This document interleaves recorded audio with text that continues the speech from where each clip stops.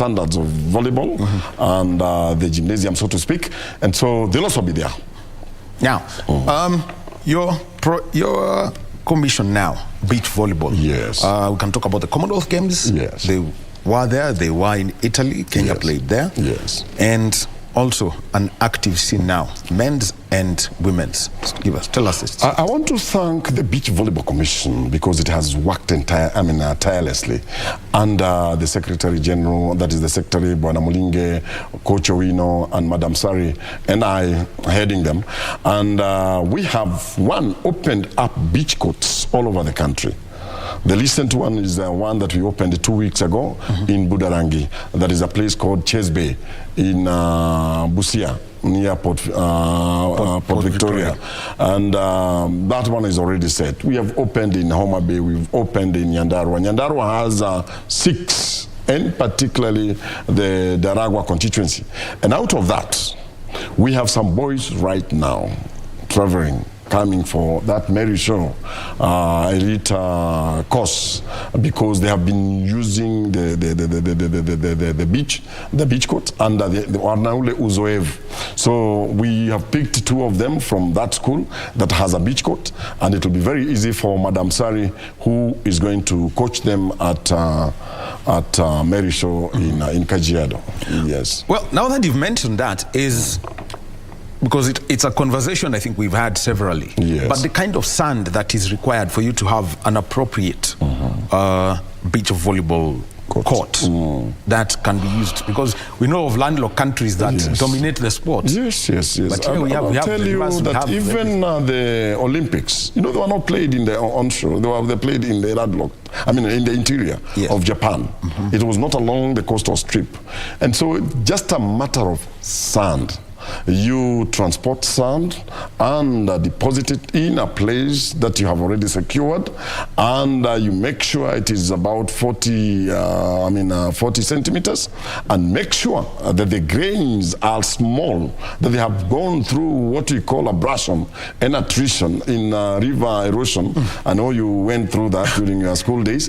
And once we have that fine sand, it doesn't matter whether this sand is from the ocean or from the lake or even from interior, like the case of the sand mining in Ukambani. That sand, if you look at some of the courts that we have developed in Nyandarua, like that one of Rishao Secondary School, it has black kind of sand.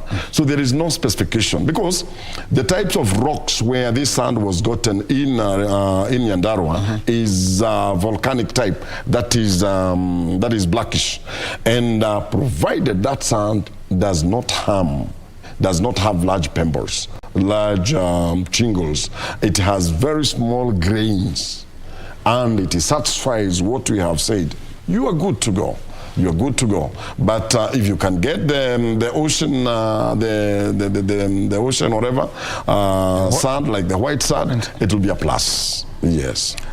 And this is now where I want to come in is there. You mentioned to me collaborations. It's not just schools, but religious institutions are coming to this. I want to say, and I thank the very many institutions that have seen it fit, that during this season where the young ones have been at home for not less than almost 60 days, they are about. 60 days is a lot of time. And the churches, the schools, the parents, and very many other bodies have come up. I can tell you 1,001 centers that have been operating from that time. It only happened that maybe some of them slowed down because of our tradition, the circumcision going on in some places. But in a nutshell, we have, for example, the Sasa beach, the Sasa camp in Kayore has been on for almost now 30 days.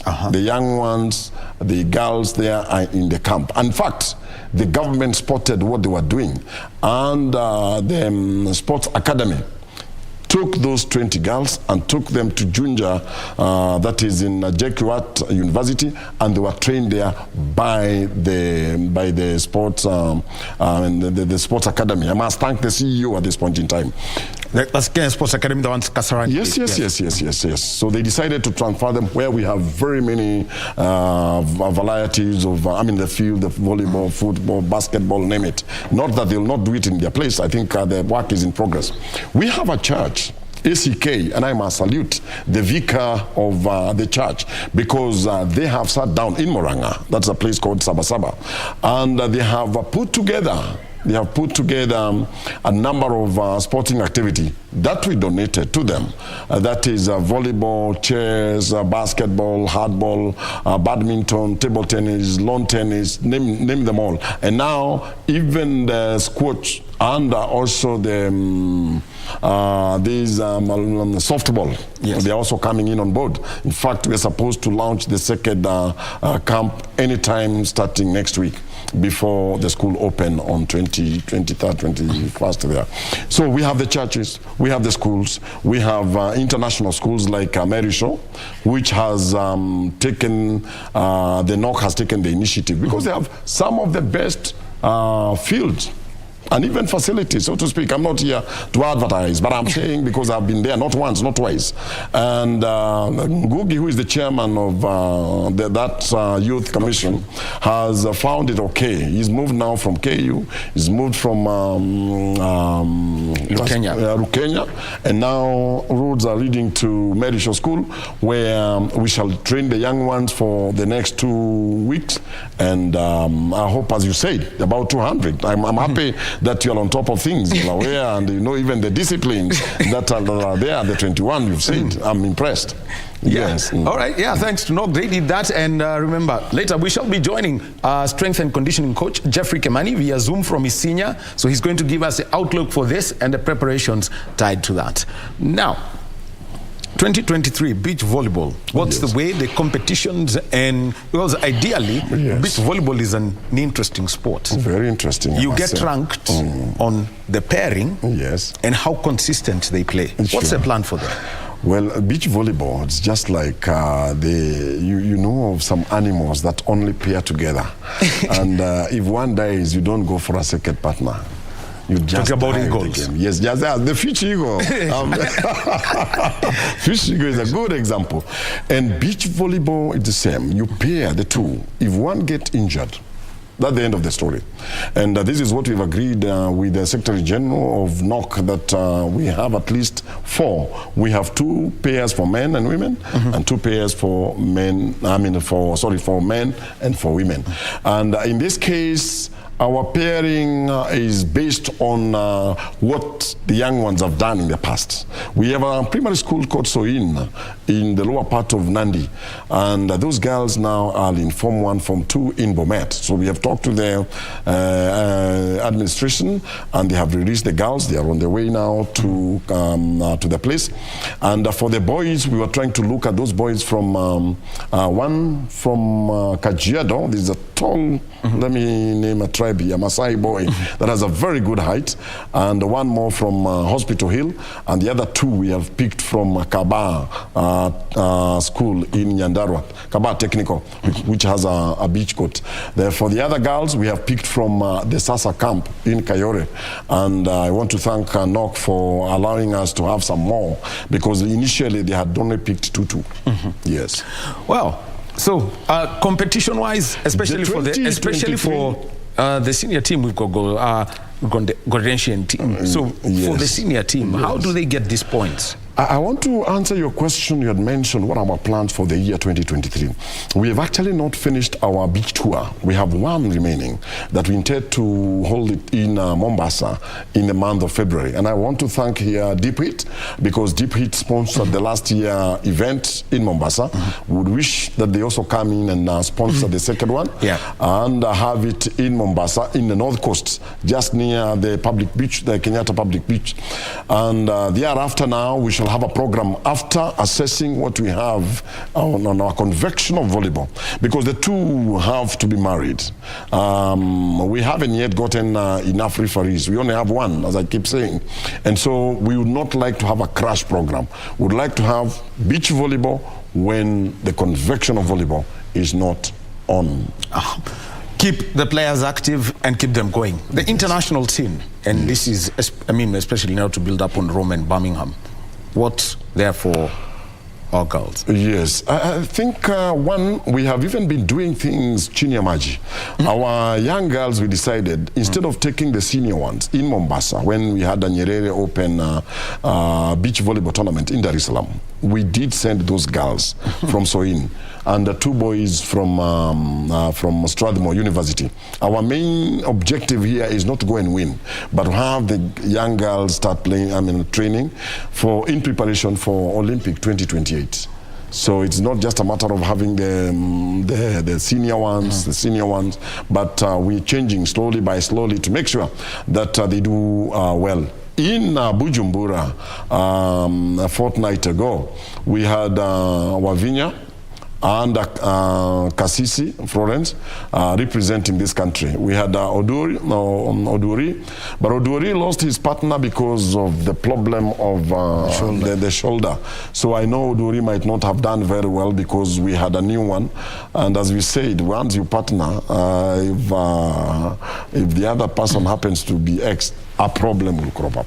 Well, we shall be looking out for that. And now that you've mentioned officiating, yes, when the KVF was in Eldoret, yes, late last year, yes, there was the tournament there.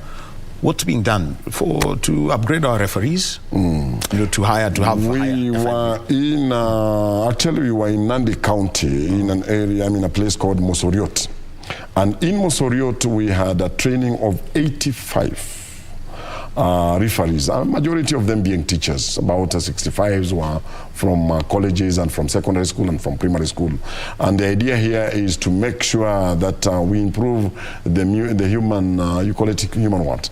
The personnel in terms of officiating, because a problem can crop up. We also had another international one in VVIP in Kasarani, where we had the DG himself giving us those facilities free of charge, and the teachers were able to train in Kasarani. We also had another very successful one in Nyeri, that is in Rorengo, where I must thank the MP Nyeri Town and the Honorable Maina Madenge, and he gave us the facilities free of charge. It's good to have some of these politicians who are volleyballers. Remember, Maina participated in Nyandarua High School, yes, later played for KCB, and he was even vice chairman Nairobi branch. So when he was told that we have, I said, big tick.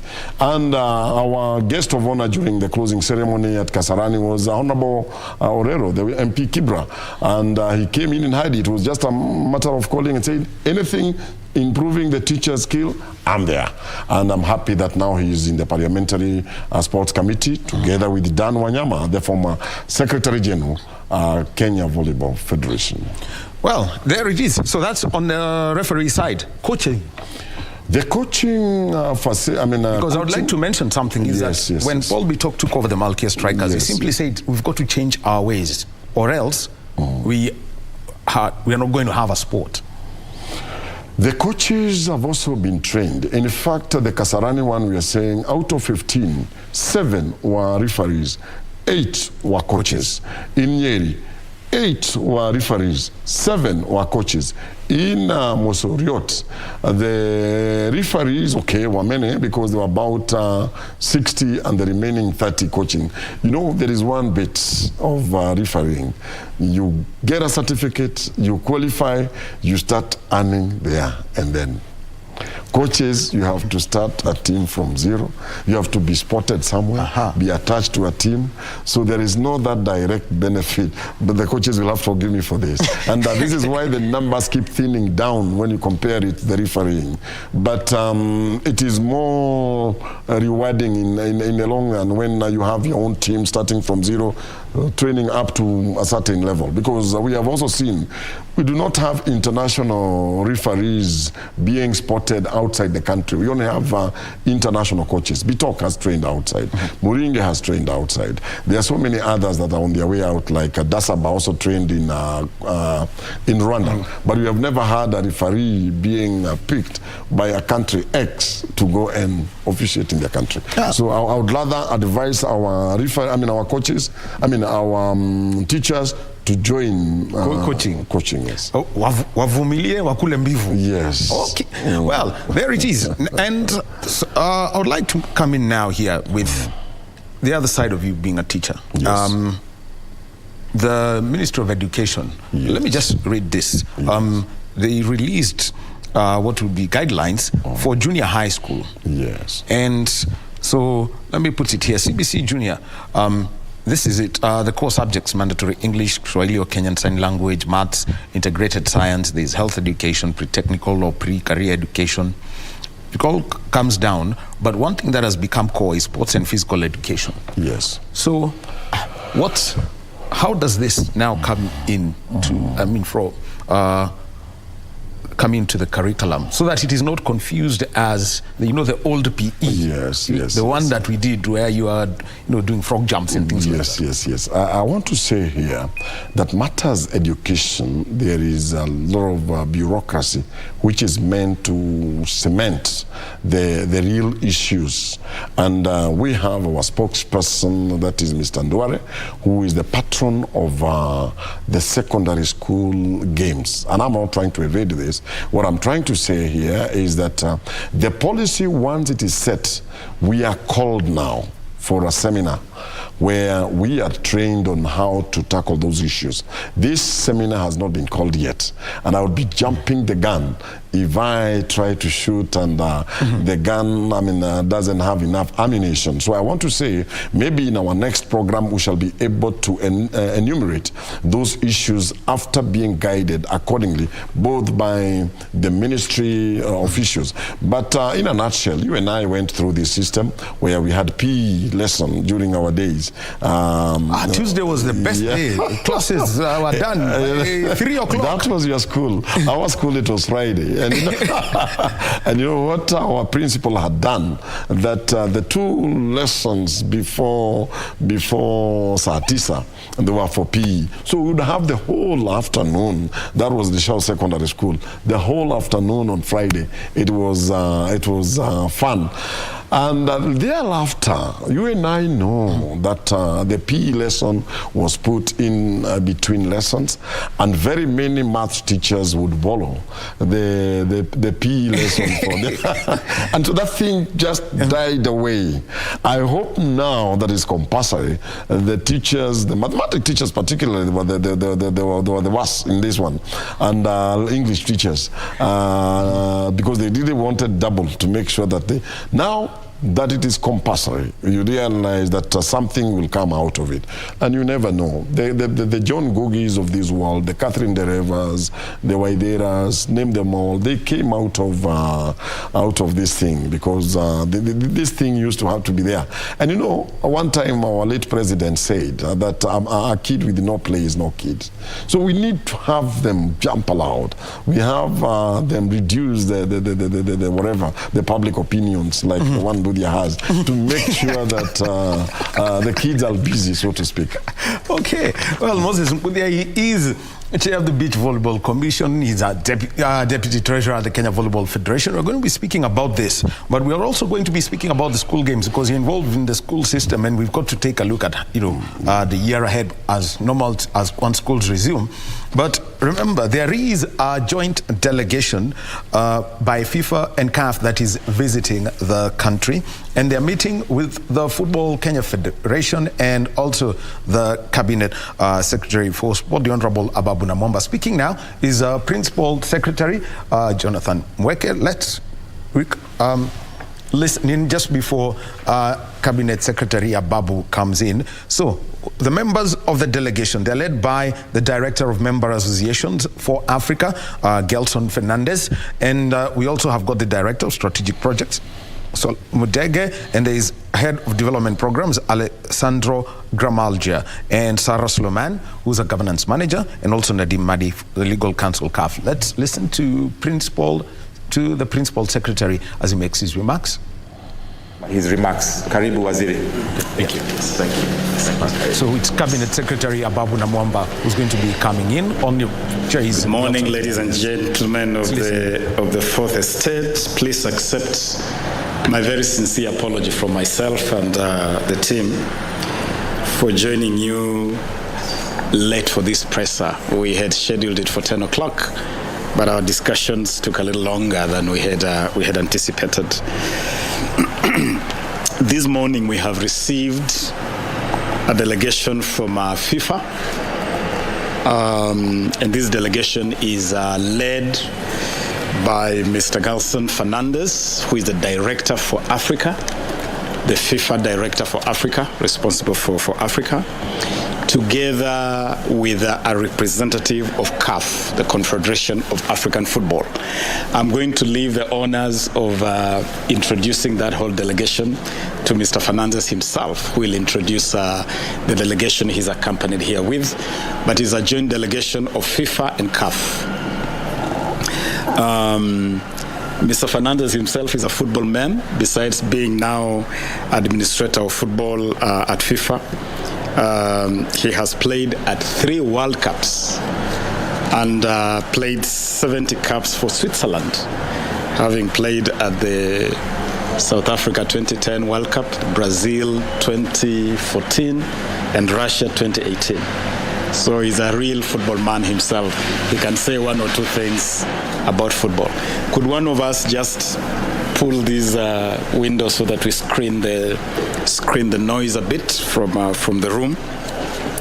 Now, we have had an extremely candid, open, and I do believe beneficial conversation with this FIFA CAF joint delegation.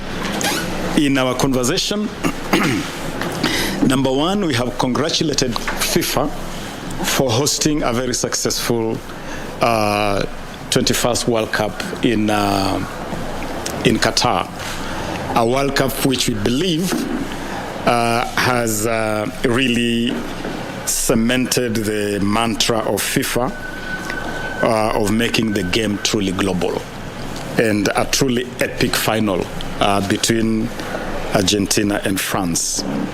We have also thanked FIFA for listening to our plan on reviving football that led to the lifting of the suspension that had been placed on Kenyan football. Number 3, we have discussed areas of partnership between Kenya, FIFA, and CAF. Among the things we have impressed upon both FIFA and CAF is that we want to see more robust involvement of Kenya in continental and global football activities. We want to see more Kenyan coaches trained and their capacity built. And we have agreed with FIFA that we are going to see a broader program to train Kenyan coaches to elite level. We want a good number of Kenyan elite coaches. We have also asked both CAF and FIFA that we want to see more Kenyan referees in international football games. We lost out at the Qatar World Cup for the Kenyan referees that had been identified to participate in that tournament because of the suspension. But we have now asked FIFA and CAF that for the upcoming competitions, we would be happy to see more Kenyan referees. We have discussed football development, and we have made it very clear to both CAF and FIFA that Kenyan football is at the bottom of the bottom. You know, bottom of the bottom, we are there. Where you are so bottom, you cannot go any lower. We have hit the rock bottom. But the good thing is that when you are at the bottom, there is no place to go than up. And so we have made it clear to FIFA and CAF, Kenya is at the bottom, and we want to go up. And so we have agreed on certain targets to help Kenya get back to the football high table. And so we have discussed a number of projects. One of those projects is developing youth football, putting emphasis on youth football. We have actually told FIFA and CAF that Kenya is going back to the basics. that to get our football where we want it to be, we are going back to the basics. The basics for us is youth football, is grassroots football. We want to go back to the grassroots and to grow talent from the very bottom. Among the things that we have already put in place, as you know, is that next month we are flagging off the bottom-up grassroots football program, where we want to see competition starting from the ward to the constituency to the county to the national level, culminating in a final game that will be played on Jamhuri Day on December 12th this year. And that is going to be an annual program targeting players below the age of 19. 19 will be our cutoff age for that bottom-up football program under our Talanta Hela program. We have also discussed how to consolidate football in our schools, both primary and secondary schools. And we have agreed with FIFA that we are going to initiate a program to funnel talent from the school ball games into a program where that talent can be grown through our academy and other platforms. We also want to see the expansion of the Kenya Academy of Sports, so that it can be a real academy and not just an academy in name, because right now it's just an academy in name. And so it's an academy we want to see more robust here nationally, but most importantly, we want to spread that academy across the country so that every part of this country can be part of the Academy of Sports to nurture talents. Our Talanta Hela program is going to be the signature project in this talent development program, and it's going to be both physical in terms of making sure that we send scouts and coaches across the country, making sure that we work with the Ministry of Education to pick up talent from the school programs, but also deploying the digital space. Talanta Hela will run largely on the digital platform, where you can record a player in Wajir, in Budalangi, in Shimoni, put the clip on a platform, and we'll have a number of coaches seated at Kasarani who will be poring over these clips 24 hours to help us also in that process of identifying talent. Those are some of the projects that we have discussed with FIFA and CAF. We have also discussed upgrading of our infrastructure, our facilities. Right now, there isn't a single stadium in Kenya that can host a FIFA CAF game. Not even Kasarani, not even Nyayo. And we have agreed with FIFA and CAF that we are going to collaborate, we are going to work together to raise the standards of our facilities to international standards. And in that respect, FIFA and CAF have agreed to extend technical support so that next time you see us touch any facility, next time you see us construct any stadia or any stadium, is going to be in the context of a master plan on development of facilities with the involvement or input of FIFA's technical support.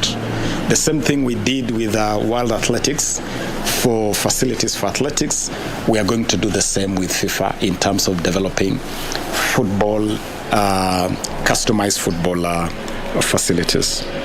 And I'm happy that FIFA has shared some programs which they are already running and which we have indicated we are very keen to see happening here. One of those programs is called Coach on the Ground. Coach on the Ground, and is a program of making sure that we have well-trained, technical, competent coaches at the grassroots, trained by FIFA. I have, for instance, asked FIFA that all teachers who train our children during the primary and secondary school ball games should be teachers who have been trained and certified by FIFA. then they will help us to really, really develop those talents in schools. So we are very interested in this program of Coach on the Ground, and we have asked FIFA to extend that support. Football for Schools is another program that FIFA is running. Again, another program we see as being very useful and would be in sync with our Talanta Hela program of developing football from the grassroots. FIFA Connect program and such other areas of support have also been explored in our meeting. Finally, we have discussed the situation of the Football Kenya Federation, FKF, and we have made two important points that I would want to make public here. Number one, we have assured FIFA and CAF that the government of the Republic of Kenya is not interested in being involved in direct management of football. It is not the business of the government to run football. Football has got its own infrastructure to manage affairs of football. What this government will do, the government led by William Samoei Ruto, who has given me the responsibility as his cabinet secretary to manage this space. This government is only interested in one thing: creating an enabling environment for football to run effectively. And that enabling environment includes making sure that we have proper laws, we have proper policies to make sure that those who run football effectively. We want to attract sponsorship into football. We are talking to those who can live broadcast football so that our football can be out there as part of marketing the talents we have in this country. But when it comes to the actual running of football, we want those who run football to run football. What government will do is to give you an enabling environment. And so we have given the assurance that you are not going to see this government interfere in the affairs of the Football Federation. But I have placed a big but before FIFA and CAF that even as we give our guarantee, we give our word that you are not going to see interference by government in the affairs of FKF, we expect FKF to live by certain irreducible minimum values. Number one is good governance. FKF cannot run as if it's an island. FKF is part of the overall Kenyan ecosystem. So they must make sure that even as we expect everybody to run their institutions on the tenets of good governance, FKF must also obey the values of good governance. FKF must live by the value of accountability. You must be accountable. Government gives FKF resources, FIFA gives FKF resources, CAF supports FKF, FKF must be accountable for those resources. FKF must be transparent in its operations, in the way you use resources, in the way you select teams, in the way you run your affairs. You must be transparent. You must be democratic in the way you conduct the affairs of the federation.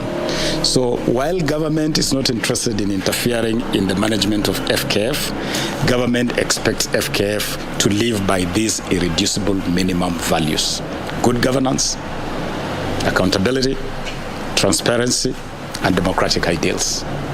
We believe that if that is done, government will do its bit of creating an enabling environment, FIFA and CAF will do their bit of supporting, and FKF will do their bit of managing football effectively and transparently.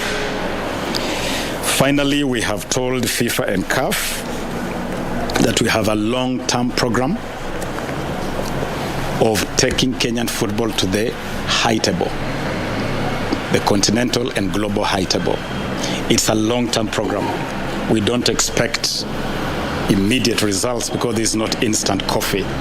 It's going to be long, it's going to be arduous, we are going to be patient. But we have set certain targets along that long journey. Number one, we have made it clear to FIFA and CAF that we are bidding to host the 2027 Africa Cup of Nations. And that as we start that journey to prepare our bid for AFCON 2027, we expect FIFA and CAF to provide any support that is within their means to support our bid for AFCON 2027. We have also made it clear to FIFA and CAF that at the very minimum, we expect Harambee Stars to play at the 2030 World Cup.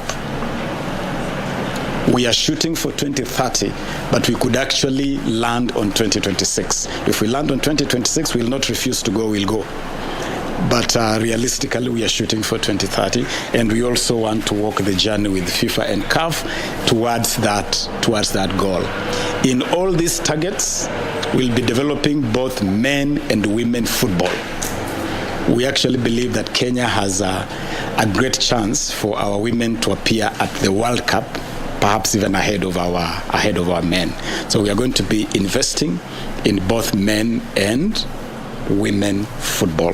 So as we revive Harambee Stars, we will also be very strongly reviving the Harambee Starlets, our women team. I'm happy that FIFA is in town. They have started here. They have a longer program. They'll interact with other football stakeholders. And I'm just happy that now, in a long time, or after a long time, the government of the Republic of Kenya, FIFA and CAF, we are aligned in terms of the vision we have for football for this country and in terms of what needs to be done. And whatever has to be done will be done to make sure that Kenyan football gets back on its feet. Allow me now to invite Gelson to make some remarks and also to introduce the delegation that has accompanied him. Gelson was a good host for all of us in Doha for the World Cup. I should thank you in public for being a good host. You're welcome. Thank you, everyone. It's a pleasure for me to be here. My name is Charles Fernandez, Director, Member Association Africa. I would like my colleagues and team to stand up so I can introduce them, so you can see who is there. We have Nodar Al-Katsi, who is the Director, Strategic and Governance at FIFA. We have Sarah Solemale, who is, she is in charge of Kenya since years, so she knows exactly what's going on here. She's the Senior MA Governance. We also have Nadim Magdi, who represents CAF today. He's in the legal department. We have Alessandro Gamalia, who is Strategic Development Manager at FIFA. And then we have the famous Solomon Mudeje, who is the Head of Development Programs at FIFA for Africa. You can sit down. I did not come alone, because this is a very important mission. This is a mission which we plan with the minister, with the federation, with the MA governance, because it's important for us that Kenya is back on track and that football runs again in this country. A country with a massive potential, a country with youth people who love sports, who love football, and it's my responsibility, our responsibility, to make sure this football is back into an activity, a proper activity. That's what we are here for. We stay here for 2 days. We have meetings with all the stakeholders. I wanted to start with the government, with the minister. I had the privilege to start early. I think he wanted to start at 8, but I said to him 9 because we have 2 hours difference with Paris. But it was a good meeting. And now, obviously, we need to work together with the minister, with the CAF, with the federation, to make all this happening, to make the implementation. You can count on me, but you can count on us, on them, because they are fully part of the team, and we want that to become alive and Kenyan football to shine again. I played personally against Mariga He was a good midfielder, was tough midfielder from this country. And a few months after him, I played against his brother at Celtic Glasgow. Also a fantastic player. So you have potential here in this country for women's and men's. And our responsibility once again is to make sure that every kid in this country has the platform to be able to shine one day or to participate into football competitions. That's it from our side. If anyone from my team has something to add, it's more than welcome. And we have been welcome here in this country. So, karibu? Yes. All right, good. Thank you. Thank you. That was a live event from the Kenya National Library Services, and that's where we have the meeting between FIFA and CAF, and this is in regards to reviving Kenyan football. We shall be taking a short break, and we'll come back, and some things have been mentioned by the Cabinet Secretary, so Moses Mbuthia here is going to give us a crack for that. But first, we take a short break and come and close this conversation.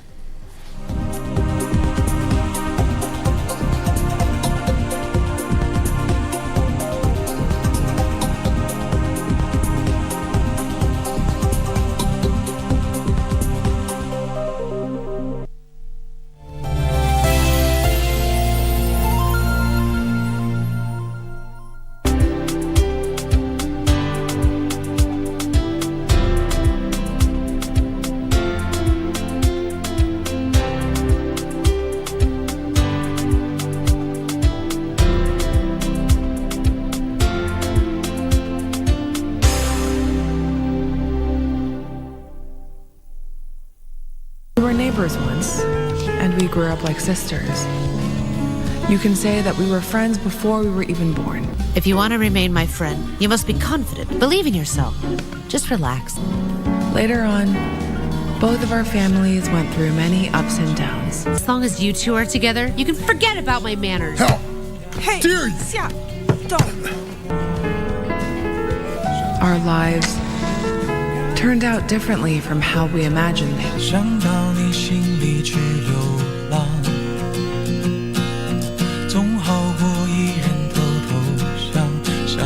This guy came out of nowhere and sat down with me. And not only that, he's handsome. The guy sitting with you is Harvey, babe. Excuse me? That's Harvey sitting with you.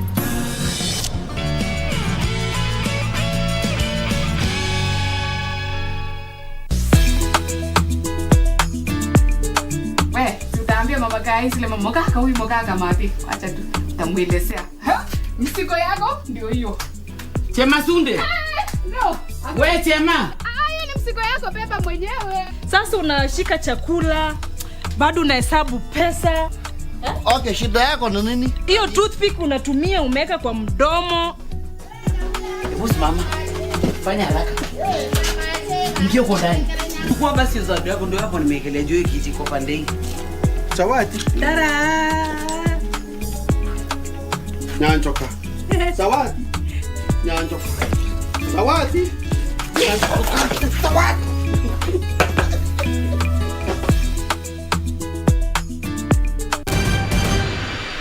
Walipata safe house ya Sam. Niluka imechomeka. Is he dead?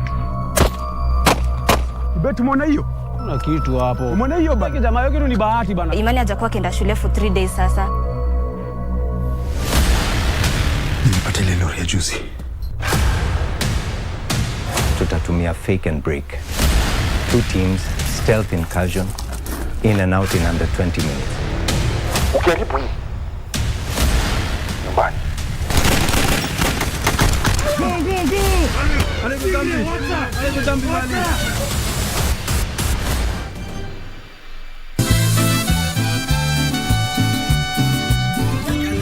For that, I apologize. Viola insists that she saw you. She told me that she won't rest until she sees you leaving this house. She married my father because he's rich. She wants to get all his money, and she deceived all of us. Everyone in this house was deceived. That is not true. I haven't deceived anyone, and you don't have the right to say on the contrary. Your brother was killed here, and Now you decide to come over and stay here. How could you do that? Malena doesn't deserve you. She's with you because you're rich. But she doesn't care about your feelings at all, Father. The only thing that matters are your money and the millionaire's life that you give her. At your service. The daughter of that murderer? This won't be easy. I'm going to need help. I'll help you. Fabiola. Tell me what I have to do.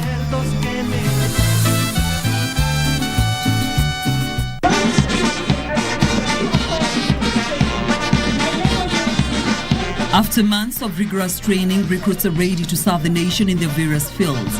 Tune in to KBC Channel 1 this Tuesday, the 10th of January, for the passing out parade ceremony of the National Pelé Service, live from Kiganjo Campus in Nyeri.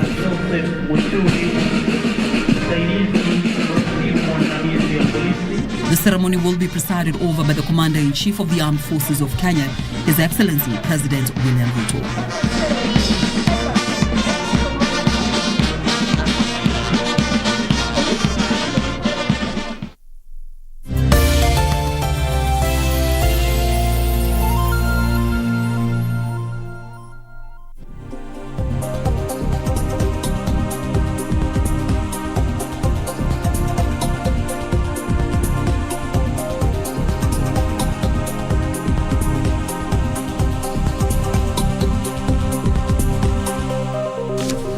And welcome back to Sports Check on this Monday morning. And it's a day when we've had a delegation from FIFA and CAF meeting with the Football Kenya Federation and the State Department for Sport and the Cabinet Secretary for Youth Affairs, Sport and the Arts. Babu Namwamba has met with that delegation and given his remarks, putting out the bare minimums required. One, governance, accountability, transparency. The other one, collaborations on infrastructure development, and also a collaboration on general development of match officials and coaches. Well, I was having a conversation, around education and schools, and that system has been mentioned because it directly touches on the schools that we have got here and how they're going to work going forward. Moses Mbudia is a teacher, better known from the volleyball circles, but he's also with the Kenya Secondary School Sports Association. He's directly involved. Before we come to him, to mention our sign language interpreter, is Susan Thuku. So, yes, I think from the onset, I want to thank the minister first because of apologizing. It's always good to note that they are people's servant. They are actually not bosses. And that, to me, I'm humbled by that single statement because the media guys go there, wait for hours, and they have got other places to go. So to me, it's a big salute for the minister.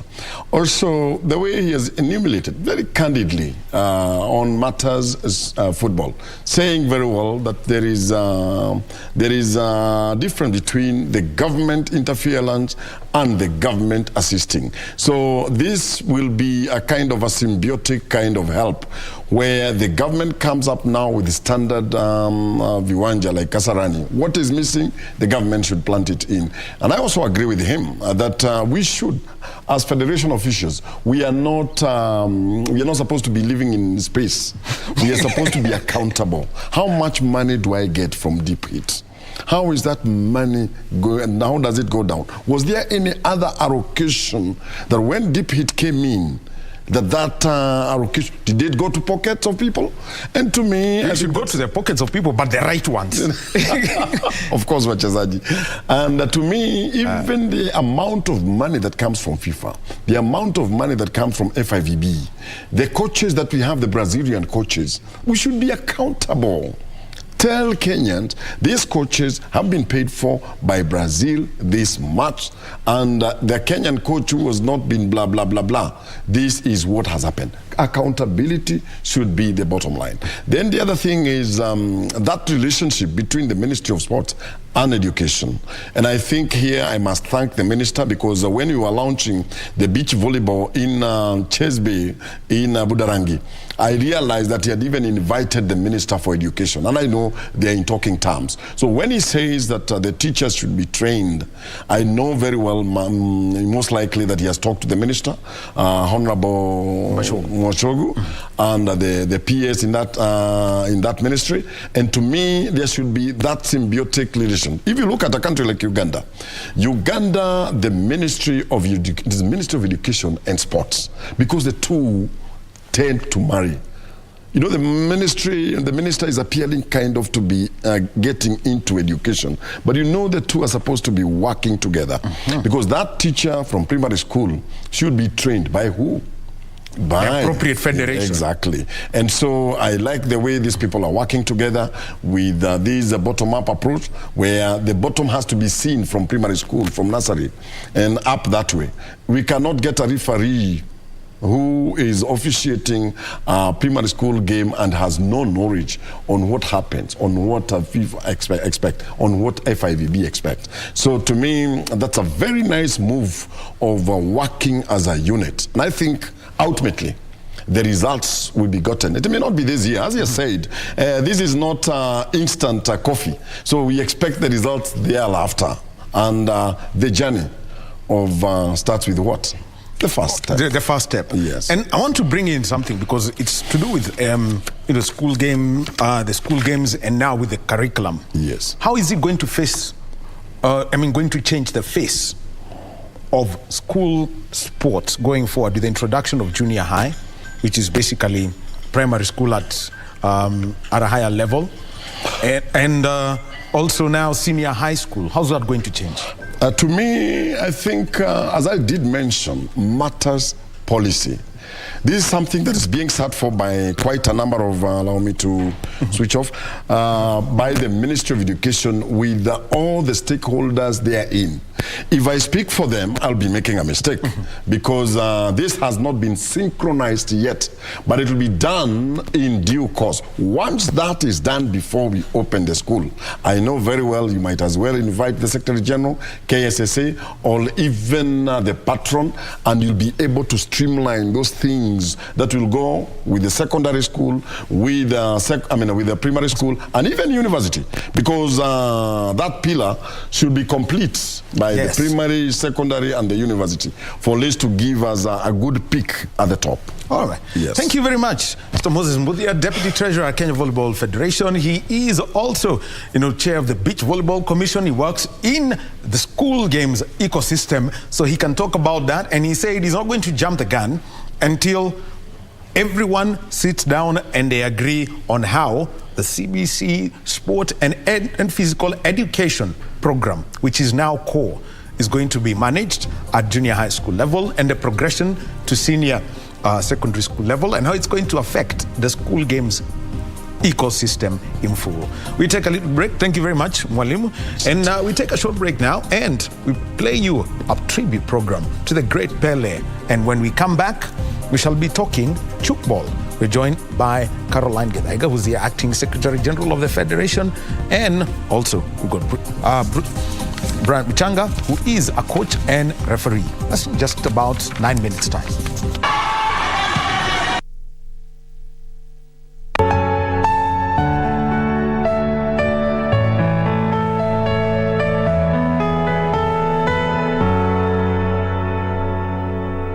The greatest exponent of the beautiful game and Brazil's most famous export was Edson Arantes do Nascimento, better known as Pelé.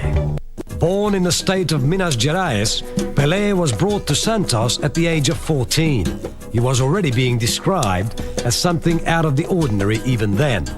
His prodigious talent, however, was unfortunately abused by local television, who showed scant regard towards his archival value. E às vezes usavam as mesmas fitas de tape que faziam os jogos para fazer novela, então apagavam os gols. E você vê que durante os 10 anos, mais ou menos, os 8 anos de Santos Futebol Clube, do Campeonato Paulista e tal. Pelé foi desses fenômenos que aparecem de 100 anos, vamos assim dizer, né?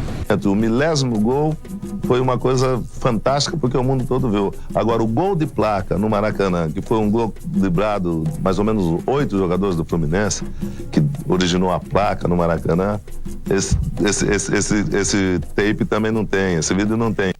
Of course, the team that symbolized the best of Brazilian football was the great Santos side of the late 1950s and early 60s, led by the incomparable Pelé. Whilst the legacy of Pelé vividly remains, the fortunes of Santos have dimmed somewhat, as it struggles to come to terms with its illustrious past. It's a long time since they won the World Club Championships in 1961 and 62, again through the inspiration and genius of Pelé. 1958 in Sweden not only introduced Pelé to the rest of the world, but a brand of team football that at long last realized its true potential. They were simply in a different class to everyone else. For Brazilian fans, the carnival they prepared for in 1950 in Rio would now at last take place. Pelé's impact on world football was immediate, from a uniquely talented 17-year-old to the most recognized and respected. An ever-expanding media loved him, and he created public holidays wherever he played.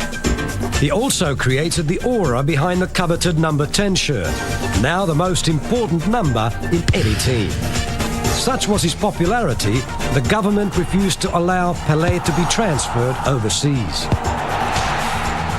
Era gênio, né? Pô, o Pelé tinha uma grande vantagem. Ele sabia armar, ele armava o jogo. Ele passava, era passador. Ele cobrava falta com a perfeição. Ele era goleador. I'm facing him on the halfway line, and I have all my team behind me. And it's such a din. But I thought, well, okay, you know, everybody said what a great player you are, Pelé, you know. And I said it to myself, if you're such a great player, let me see what you can do, you know.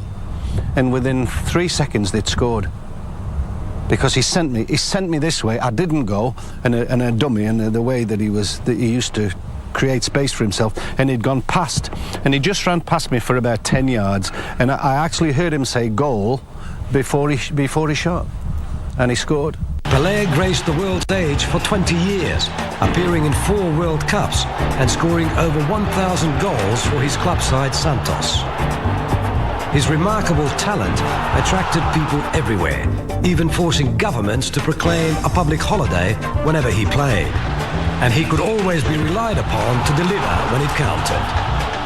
Pelé was the most naturally gifted player that I've ever seen. Deus deu para ele monte de qualidade, falou, isso aqui é tudo para você, e deixou pouquinho pro resto. Olha, o Pelé para mim não tem comparação. Até hoje, nem Maradona, eu acho que ninguém conseguiu repetir o que o Pelé fez no futebol. Então ele já criava o seu estilo natural, num clima de miséria onde ele vivia, mas miséria onde ele tinha o direito de sonhar os sonhos mais ousados, mas ele já brincava com a bolinha de papel.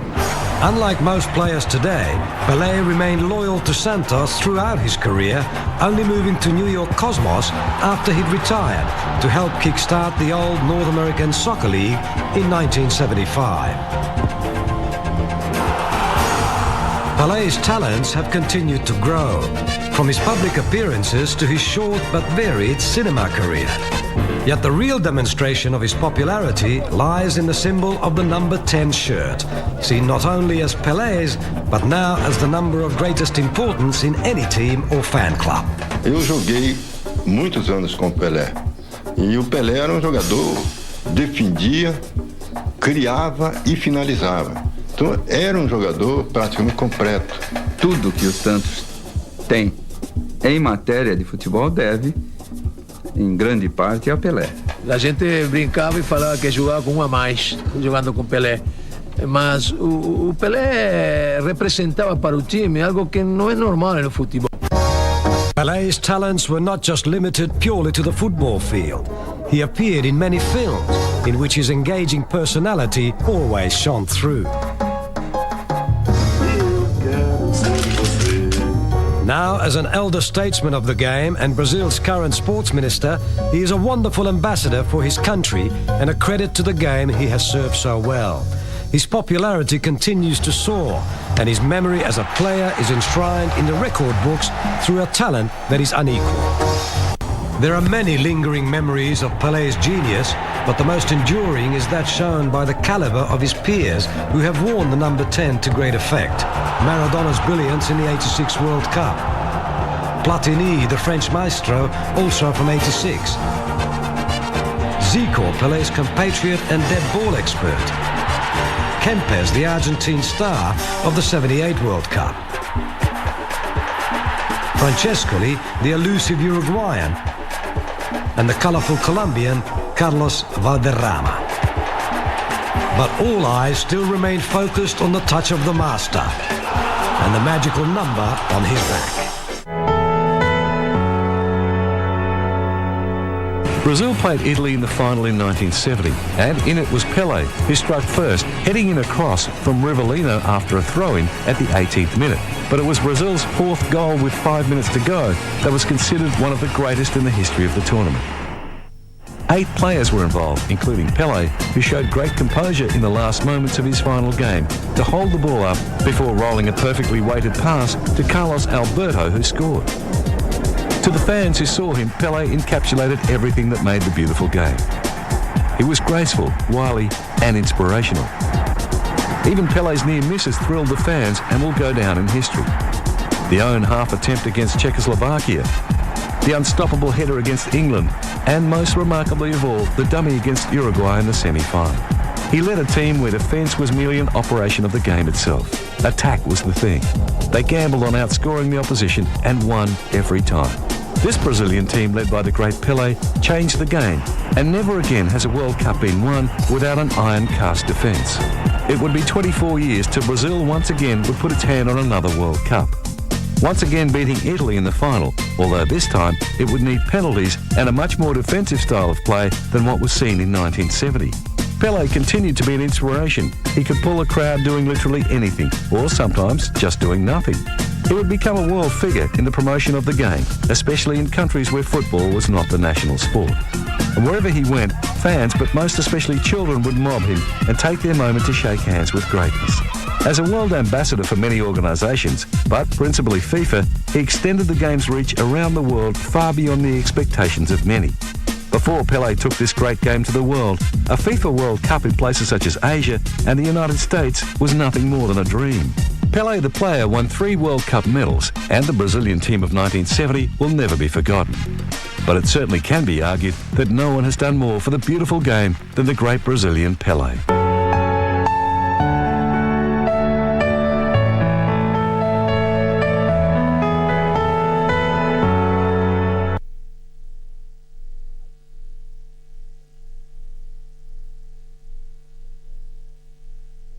Playing here on KBC Channel 1. It is Sport Check on this Monday morning. It is the 9th day of January 2023.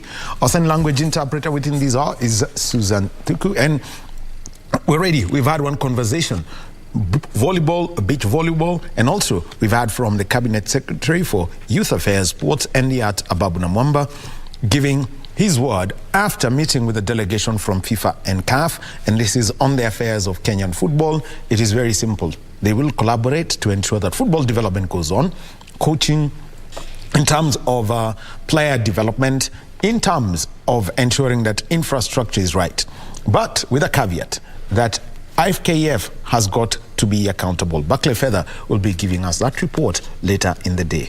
Now, moving on, let us now talk a different sport. It is simply known as the sport of threes, and that's why I've got this ball here.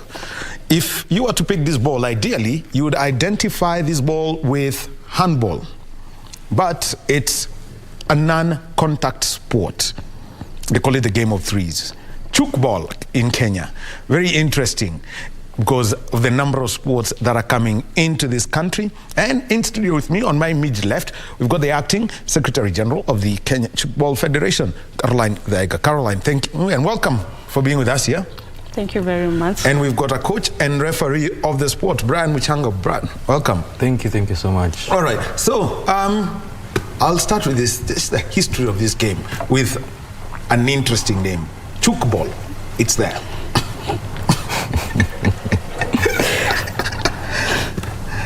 All right, we start with you, Carol. Daniel, thank you very much for inviting us today, and we are here to discuss the sport of tchoukball. My name is Caroline Wangari. I'm the acting SG for Kenya Tchoukball Federation, a referee and also a coach for the same. I've trained as a coach with International Tchoukball Federation, as well as my refereeing course. So tchoukball is a sport of three, a sport that was developed by a Swiss biologist called Hermas Brandt. For him to develop this sport, he was looking at a sport that had limited injury experienced in the sport, because even for him, he was a sportsman, but went out of sports because of injuries. Now, for him this time, he was looking for a sport that people can have fun, people can play without getting injured. And that's how he came up with the sport of tchoukball. Tchoukball has the same concept as handball. The difference is the fact that it has zero contact, the type of frame used, the number of players. That is what differentiates the sport from handball. Yes. All right, coming to you. I mean, you can now pick it up from there. Let's now, first of all, talk, because I've seen this ball has got an indication here, size 2. Tell us why, I mean, the difference, because we've also seen the same with football. There's a size 3 ball, a size 4 ball, that. Thank you, Wahome. And for a size 2 is for ladies. Then there's a size 3 for men. And it goes with the age and the size. The age go with the size of the ball. So different ages go with different sizes of the ball. And also the female and the men. Yeah. All right, so it's backgrounding it. Size 1, size 2, size 3. Talk about at what age do you then blood somebody who's getting into tchoukball? Okay, so for maybe, let's say, young teens, maybe from 15 to lower, they go with a size 1. Then as they go, they upgrade to a size 2. Then after maybe they are like the adults now, they can use a size 3. Yeah. All right. The women stick with size 2. A story behind it?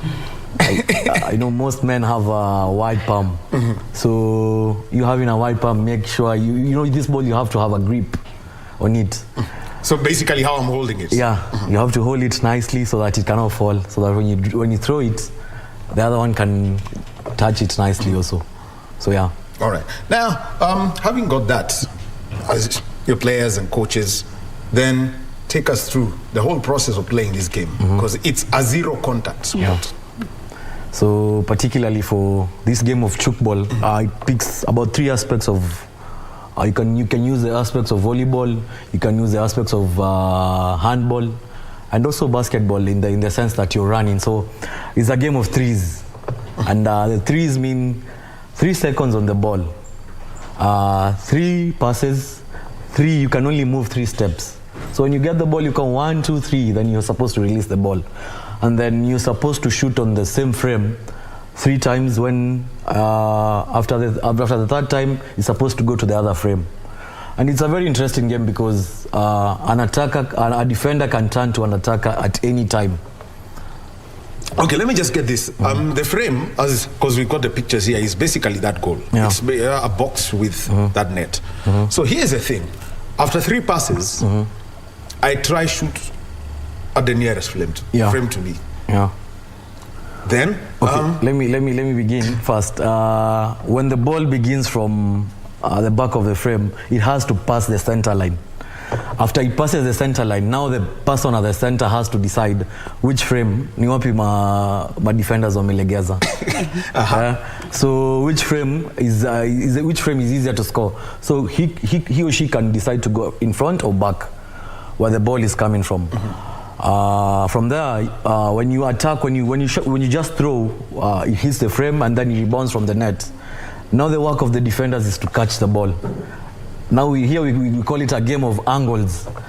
You have to know a good angle that you can score in. So particularly, let's say, you can even score in a 0 angle. Particularly, the frame is here and you're here. There's a forbidden line. Now you're not supposed to enter. Okay, just looking at the pictures where we see something like the cones. Yeah. That's a forbidden line. Yes. Inside is a forbidden line. Yeah. A forbidden area. Yeah. Yes. And actually it's 3 meters from the frame. So if you want to score, you have to pass. Before the line, you have to jump. You make 3 steps. You jump.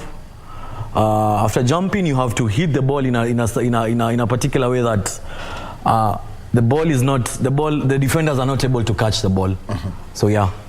All right, because now we can see that demonstration, and so look for it. The defenders. So now, once the defenders catch the ball, what's the next move? So they can score. Right at that frame. At the same frame. Yes. Now that's the beauty of the sport.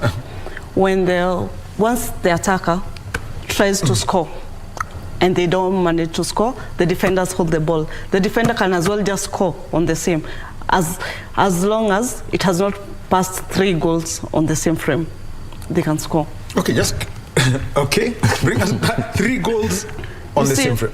On the frame, you can't score more than 3 times. Because each team doesn't have a specific frame. You can score anywhere. But now, for every frame, you can only score 3 times.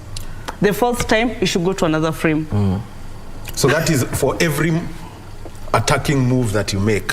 Yes. That means you're only allowed 3 goals at one frame at any one point. If you want the 4th. Actually, no. It's any team. Both teams can score in any frame. A player can score in each frame that he wants. Now, if particularly you've gone on the upper frame, you're not supposed to, after 3 scores on the same frame, you're supposed to change the ball. And if they try to score on the 4th, as a referee, you blow the whistle, and now it's a foul. They have to now start a ball from there. And then now it has to start with the other team, the defending team now. So yeah. And which means that now the flow of the game will say from the frame on the right to the one on the left. So that now the scoring can happen there. Okay, now moving on. The quick basics required for one to play this game. Quick basics it's a very interesting game in the such that even someone at 40 or someone at 50 can play the game, because it's a non-contact game. And from maybe ages of maybe 5, they can start gaining the basics. So I don't think we can, as long as you can be mobile, you can play the game. How much running is involved? I mean, because with age comes a loss of speed. So based on the field is 27 meters to 15. That's a standard handball court, ideally. Yes. So, and then it requires about 7 players. So from the 7 players, you're able to say, let's say you have 2 shooters and then 2 people at the middle, then 2 at the back, then 1 at the center, the one who controls the ball. But you can change the formation at any time. You attack with 3 and then 1, because any time the ball can rebound, and then you can turn to be defenders. So yeah. So taking a look at that, there is something else about this game. If you don't have the large pitch, you can go down in terms of the size of the team. Oh yeah. Yes, it's allowed. Depending on the number of players, that will determine the size of the pitch to be used. So anyone can play this sport. For me, when it comes to sport, the first thing, you need to love it. That is the number one.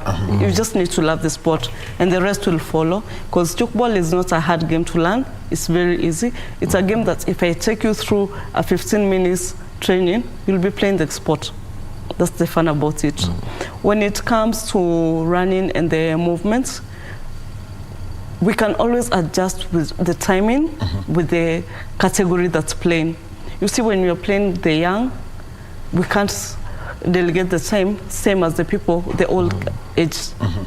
So that's the advantage of the sport. Everything can be customized depending on the type of players playing the game.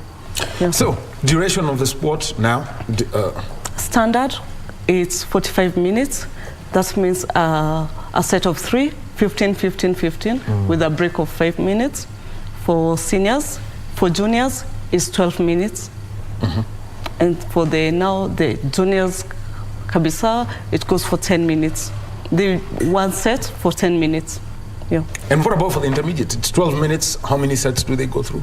They go through 3 sets. 3 sets. Yes. That's what 36 minutes. 3 periods. So 3 periods of that. Here is now the next thing. When the sport was brought into the country, it was the first place where this was played. You know, getting people to get it involved. For the sport to come to Kenya, it came through the current president, Mr. Kennedy Miriku. He got to know about the sport when they had an exchange program in the UK. He was a student of Starehe Boys, so that's where they learned about tchoukball, and then they came back to Kenya and started tchoukball at Starehe Boys Center. So that's where it's all started. Well, and they should be shouting loudest, Starehe. Make the noise. Yes. Because this is a game that, everyone would do it. Yeah. So, it started in Starehe. Yeah. How then did it spread out? So there are about 93 coaches and about 18 referees. So people were trained on the coaching, and it spread to different regions in Rift Valley, in Nandi County. Now we are based. We also did one with Utawala Stars, so particularly in Utawala and Embakasi. So in different regions, and we also did a coaching course last year, and people from different areas, including someone from Siaya. So we are trying to grow the game around. All right, so let's, for example, okay, you've come here dressed in your Utawala outfit now. So talk about getting the game there, and how much space is required and how it's picking up, and the competitiveness.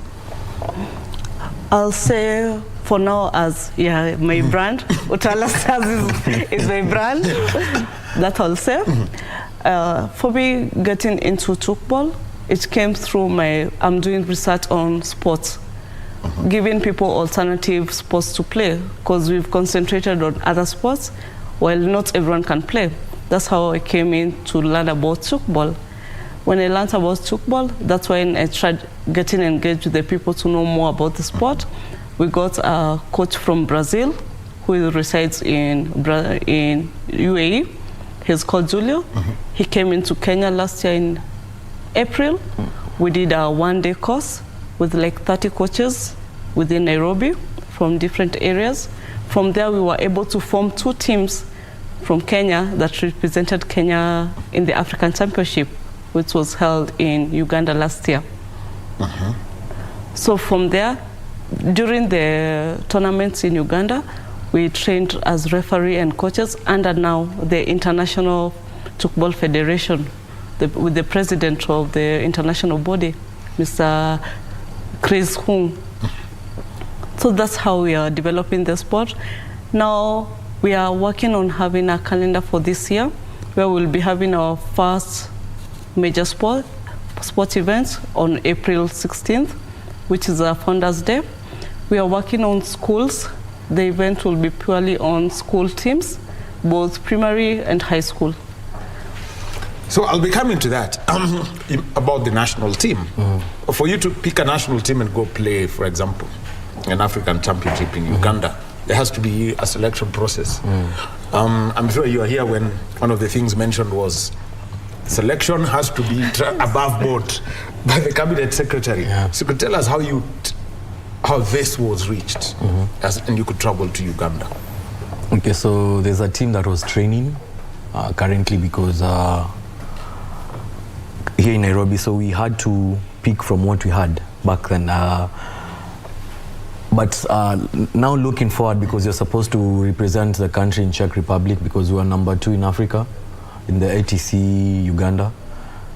So we are supposed to now come Number 1 team? Number 2. No, the number 1 team was? Number 1 team was Cameroon. Yeah. So we are looking to now base in other regions, so that we can select a team that can now represent the country from each and every area. Yeah. Okay, so ideally to do that, the kinds of competition that you've mentioned one in April, but how do you then build on, just so that people, not just training, there is that, what did I call it? There is a much fitness that comes with you being in the real game situation. How you do get that? Okay, so we're looking into, as she said, we're supposed to come up with a calendar, so we're looking forward to set up maybe a championship, and then from there we're able to select a few people, and then maybe we can do 2-3 championships, or 2 particularly, so that maybe in May or June we can now select the team, and then from there we can be able to now focus on the team. Yeah.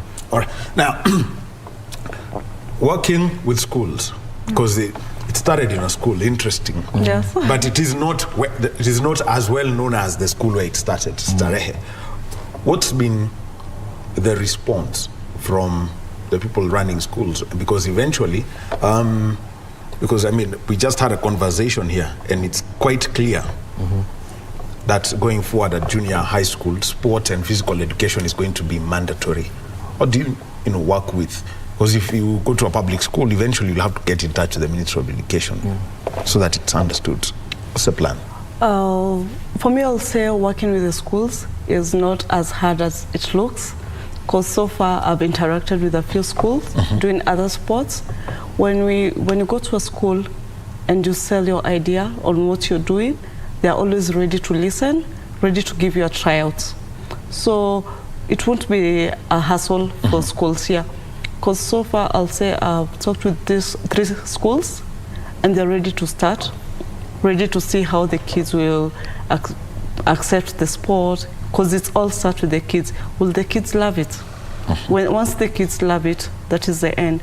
And you see, when we start our first championship in April, getting to the other areas will not be as hard, because now people will already know these sports exist, kids are doing it, and this is a response here. Playing spaces is one thing that everyone, is looking for. Playgrounds disappeared. There are people who've anonymously fenced off areas so that children can play. Others are using their own land to set up playing areas. Where do you get the spaces to get that court that's 27 by 15? I went to one school. They don't have a field. But what the head teacher told me... how do you have a school without a field? Yes. No, I mean seriously. Yes, we have schools without field. How is that even allowed? Yes. How is that even allowed? It's happening. Yes. No, it's not a computer college. That is the only place you don't know what the head teacher told me? What you can do is, we can be using the dining room. So people are ready to give options. So there are options you can use, because for tchoukball, it's a game that can be played anywhere. It doesn't have like a specific type of ground that the game should be played on. Yes. So that's the advantage of the sport. Ideal surface? Because... ideal surface, I'll say it's a rubber. You see the mat for taekwondo. Yes. Yes, that's the ideal meaning. The ideal surface. Yes, because of the knee, because it affects the knee. You need knee pads when you're playing the sport, especially now when you're defending. You will kneel down most of the time. Yes. Okay, so even with the pictures that we have, and you could take us through some of these things and the movements, and where you need to work on your strength, where you need to work on your conditioning, and make sure that you're well protected. Brian. Okay, so for me, I would say, based on the videos you're seeing, particularly we need to do more on defending. When you say going low, and we had very little time to train for this championship, because we trained for about 2 to 3 months. But we are not frustrated. It was an opening door for us, because we got to see other teams participating, particularly even for the men's team. And I would say we need to work more on fitness also, and also it's a game of tactics, and it requires a lot of skills. You can just jump, and like volleyball, and there are different ways you can. I mean, you're simply saying that if I get the ball within the 3 seconds, I can lift it and spike. It depends with you. How flexible are you? How tactful you are, and how eager are you to learn the game also. So yeah. That is the first one. Now, understanding the full rules, because you've got the tchoukball training manual. Just take us through that. I mean, the key things in that manual. Okay, and once you take us through that, there is another one here, the referee's handbook. So let's start with the training manual. So for this one, you begin by maybe the intro, and then it begins with the warm-ups. We do warm-ups because it's a game that involves full body. So you have to make sure you really warm up, and you warm up in a way that you will not get injured. And then you also have to stretch after the warm-ups, and make sure you stretch for the required time. Then after that, now we go to the basics. How you throw the ball, how we start by how we pass to each other. Then from passing, we work on the movements towards the goal. And then from shooting, we work on defending. And then let's just take us through that. So if I have got this ball in my hand, and which is, if you're going to do the passing, what's allowed, what's not allowed? So actually, here is the ball, so that you can actually demonstrate to that. You start by the left leg is on the ground first when you're receiving the ball, and then you have to make 1, 2, 3 steps and then throw. If you're using your right hand, and if you're left hand, you have to stand with the left leg so that you don't confuse the movement. So you're receiving with this, so you have to do 2 steps and then throw. So at any point you're receiving the ball, make sure your left leg is ahead. That's okay. Or if you're on the air, make sure you stand by your left leg, one leg up like this. Left leg. Left leg. That's a rule. It's no, it's not a rule, but it's advisable. It's an advantage. If you look at one of the best teams is Taiwan, and if you look at the way they play, most of the time the left leg is the one which is in front at any point. Yeah. Because it's a natural pivot for... Yes. And most of them if you're right-handed. Yes. If you're left-handed, it's the opposite. It's the opposite, so it has to be the right. But you make sure you don't confuse the movements. So at any point you receive the ball, so you go the 3 steps, and then you're supposed to pass. So when you pass in, you try to receive the ball in a nice way. And then as you're the one passing, supposed to look at your teammate and make sure like he's at a good place. So when you throw, at any point if you're near the frame you can score, but it's advised for movement at least, because it's a it's a teamwork sport. So at any point utilize the 3 moves, then shoot. And then now defending, you have to go lower, and then depending with the angles, there's where we defend here, there's where we defend in this side, depending with the angles. From the frame, there's an angle I can hit the frame, let's say 90, there was 90, there's 10, and then there's 30. So from the 90 degrees, I'm supposed to start here, and then here, and then the last one is here down. And then there's angles like the 0 angle, let's say you're directly here, so you have to get a point that you hit the ball, it rebounds and hits the other side. And then the catch of this game is if I'm shooting from that side, most of the time the defenders are supposed to go the opposite side of the frame. So if you're coming from this side, the defenders are supposed to line up from here and then look at the angle he's shooting at, so that you can know where to defend. So so here's a frame. Let's just use this book here. Let me try use it as a frame. So, and ideally there is what you've called the forbidden zone. The forbidden zone. So send the ball, hit the frame, and it lands outside of the zone. So how much, for that bounce to happen, how do you check this net? The net on the frame. The net on the frame, because it has to have some reflexive angle action. The net, it's a special net, like it's a trampoline. That kind of fabric is the one that's used to make the nets, so that when the ball lands there, it will automatically rebound. Because you see now for tchoukball, when you're playing, as we say, it's a game of 3. You can only make 3 passes to your 3 teammates, not more than 3 players. And also, you only have 3 seconds with the ball, and you can only make 3 steps with the ball. And for you to score as an attacker, the ball needs to hit the frame and then bounce outside the rebound, the forbidden zone, for you to score. And that a defender can also score when you shoot. How is that? If as an attacker you throw the ball and it goes outside the frame, it's a point to the defender. So ideally, that is like, for example, that is the equivalent of making, if you score over the bar.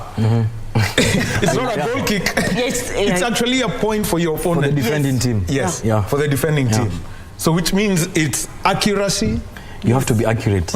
There's what we say, you have to communicate with the frame at all points. You have to communicate, because you have time at times.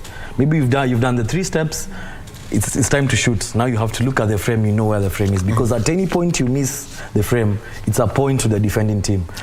So that means... You have that 1 meter by 1 meter. So that means if it goes here... Point to the defender. Here, the defending side. Yeah. At any side. At any side, which means there are 3 of them. So I have to be within this. Yes. What happens when the ball falls within the forbidden zone? That bounce off the angle. It's a point to the defender as well.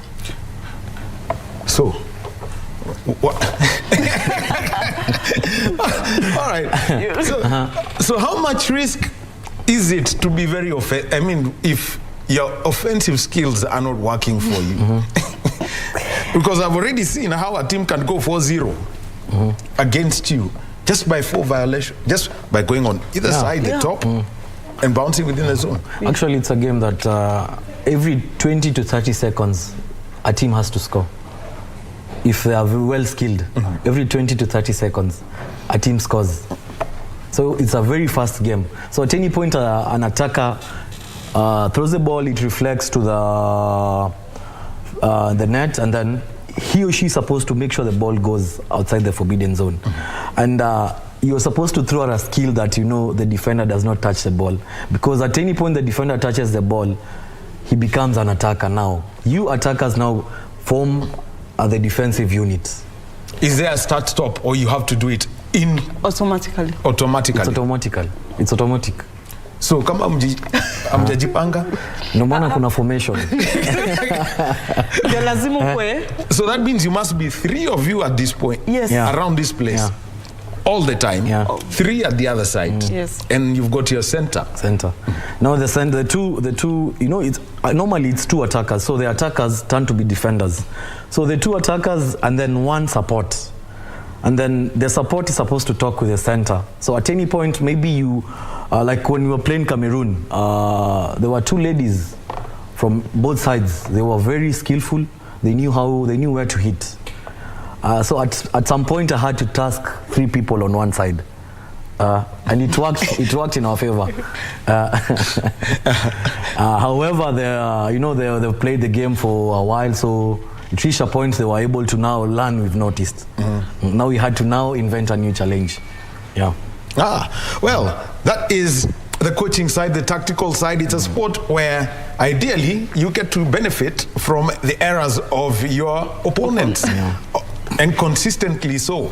But they've got to keep moving from one end of the pitch to the other for the frame. Now, we've got the referee handbook here.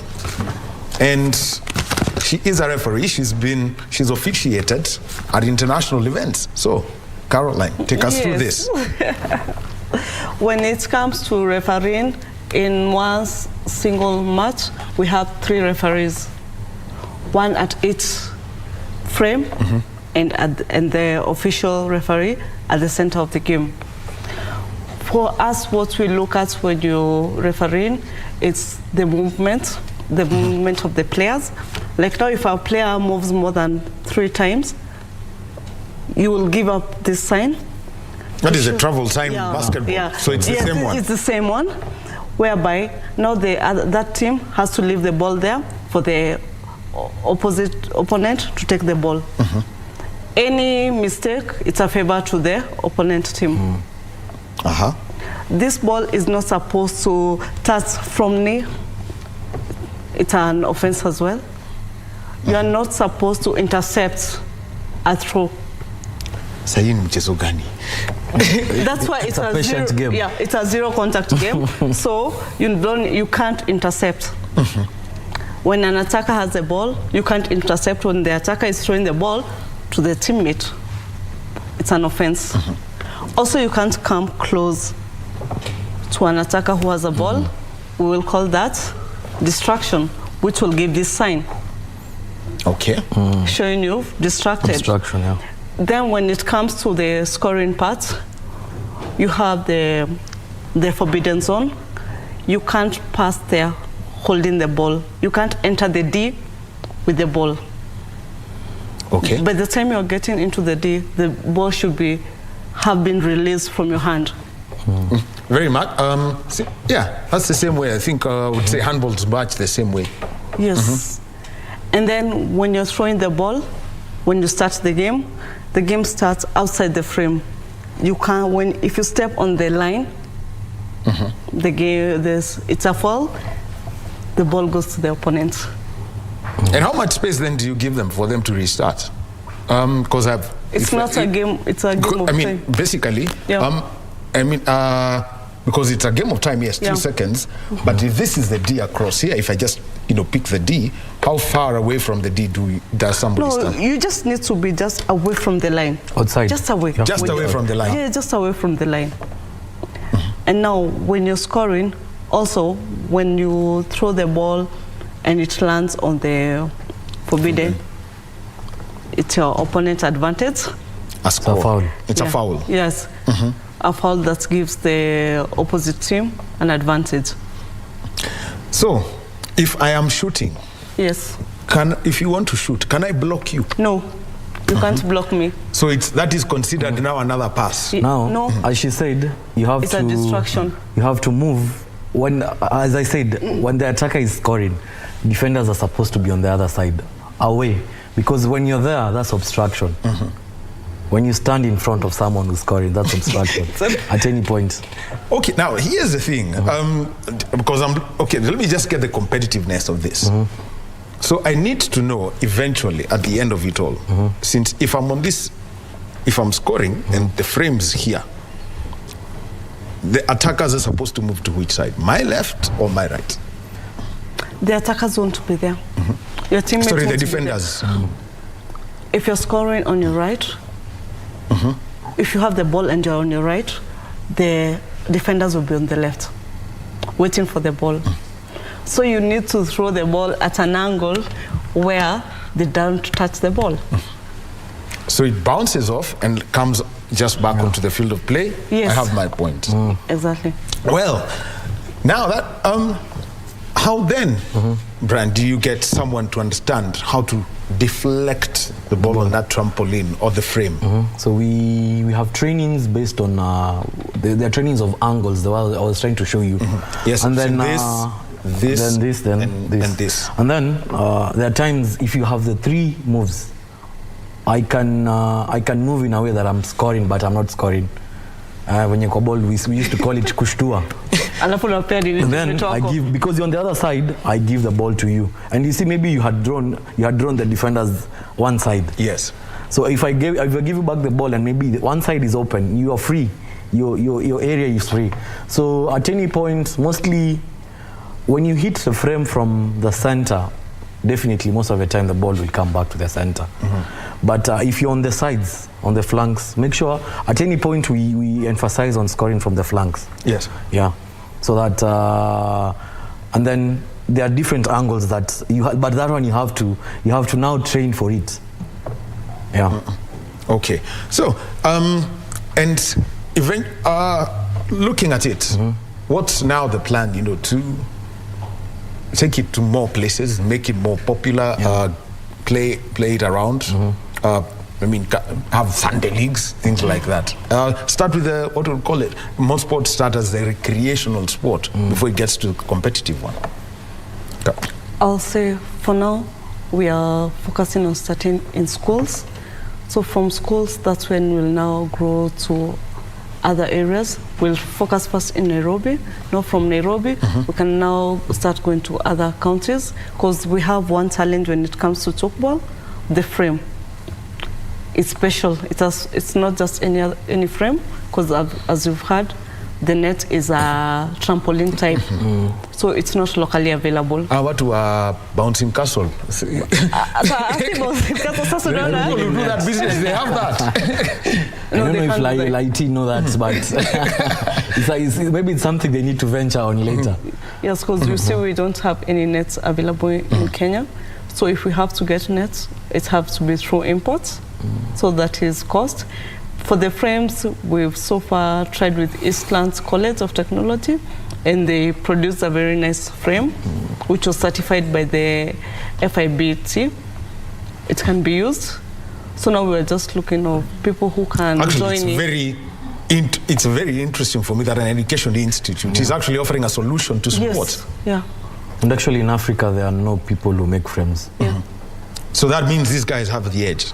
Yes. So us now, yes, Kenya, we have the edge. When we went to Uganda, our frame was certified, and it was sold to South Sudan. So South Sudan are using our frame from Kenya. So it's a business opportunity as well for the country. Yeah, it's a great. I mean, the sporting ecosystem is out, has got more things than just the athletes and everything. Yeah. Man, that institute, how apigiwa makofi. And then it's a game that the frames, you can just put them in the car. Maybe you're going with your friends, you can go play. It's also a game that teams are using, like the Netherlands team were using it as a warm-up game. So it's a game that you can use it to warm up. Yeah. Sawa sawa. Thank you very much. I think the next thing, pay a visit to the institute. Yeah. So that they talk about that frame. It's if you'd have come with it, would have had a demo. Yeah. And basically see how it bounces without doing much damage to equipment. I think that's expensive equipment around the studio. That's an invitation we can do. As we start our school training, we can call you up for an invite to come and see how the game is played now on the ground. All right. Yes. We'll do that and get the story told. Play the game is always on Game On. My name is Daniel Home. Thank you very much, Caroline and Brian, for being with us as we talk about tchoukball. Quite an interesting sport, and we've certified equipment made in Kenya. It's the kind of stories we want to hear. Thank you for being with us for the past 2 hours. Now, I hand over to Nancy Okware, who's coming in on Kurunzi Mashinani, and let's get the news from the counties.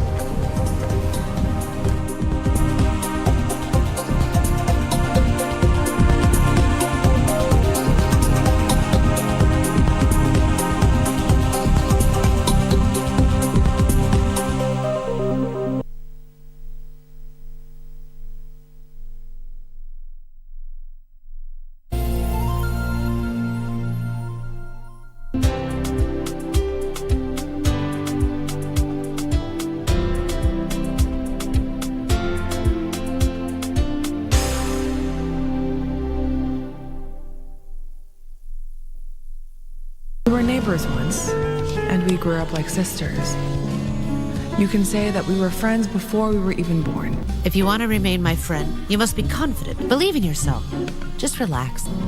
Later on, both of our families went through many ups and downs. As long as you two are together, you can forget about my manners. Hey, our lives turned out differently from how we imagined they would.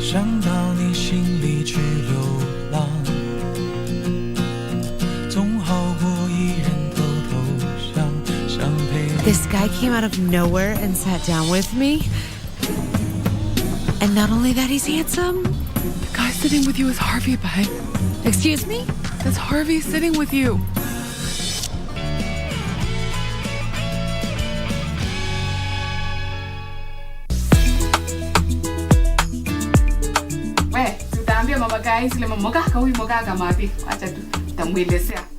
Msiko yako ndio hiyo. Chema Sunde. No.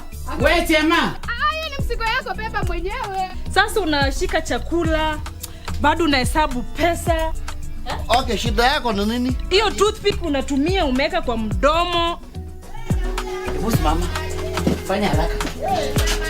Ingia kwa ndani. Chukua basi zawadi yako, ndio hapo nimeekelea juu kiti kwa pande. Zawadi. Dara. Nyanchoka. Zawadi. Nyanchoka. Zawadi. Zawadi.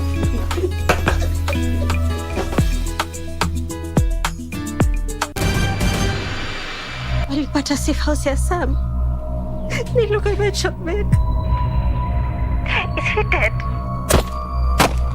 Kibetu mwana hiyo? Kuna kitu hapo. Mwana hiyo baki jamaa yake ni bahati bana. Imani hajakuwa kenda shule for 3 days sasa.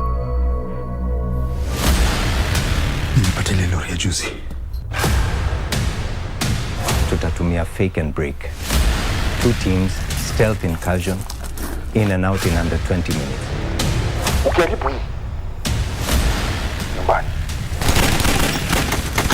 Go, go, go! Aleko dambi mali.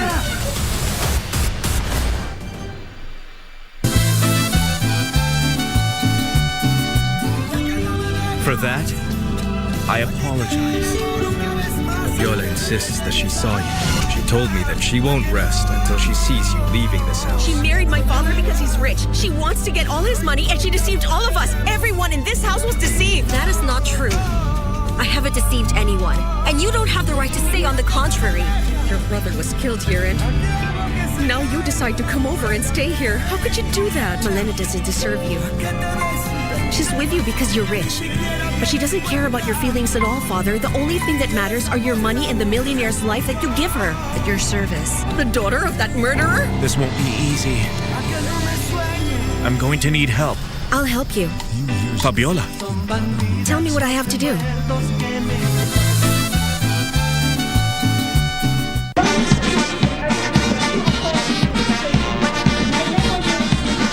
After months of rigorous training, recruits are ready to serve the nation in their various fields. Tune in to KBC Channel 1 this Tuesday, the 10th of January, for the passing out parade ceremony of the National Police Service, live from Kiganjo Campus in Nyeri. The ceremony will be presided over by the Commander-in-Chief of the Armed Forces of Kenya, His Excellency President William Ruto.